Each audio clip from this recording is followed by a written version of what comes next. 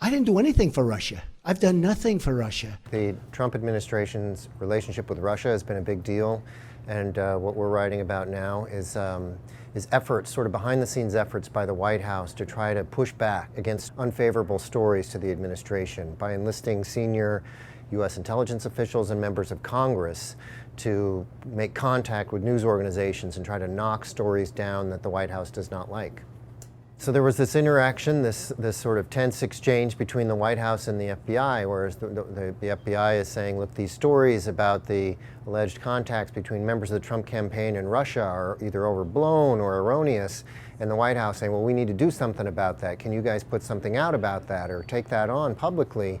When the FBI refuses or declines to do this, the White House then approaches other people, including members of Congress and senior people in the intelligence community, to get them to do what the FBI would not do. Take part in these White House arranged calls to news organizations, including the Washington Post, trying to knock these stories down.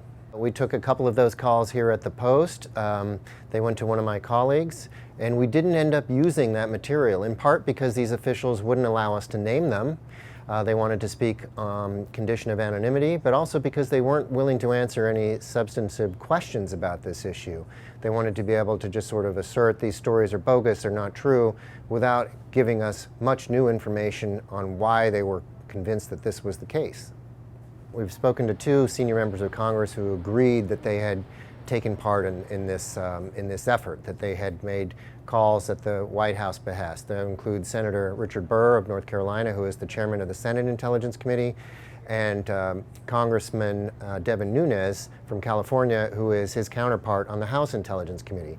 So these are guys who are making calls sort of at the behest of the White House, doing the White House bidding here, arguably, even while their committees are in charge of investigations that are supposed to get to the bottom of Russian interference in the U.S. election.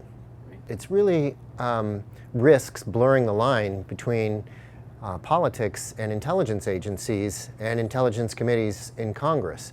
I mean, the intelligence community is supposed to be insulated from political considerations. It's supposed to be trying to unearth facts that it can present to policymakers to help make decisions.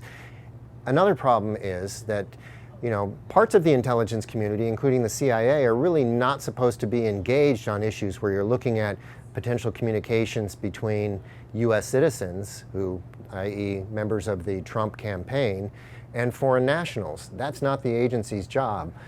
So there's a lot of really tricky territory here that the Trump administration is treading.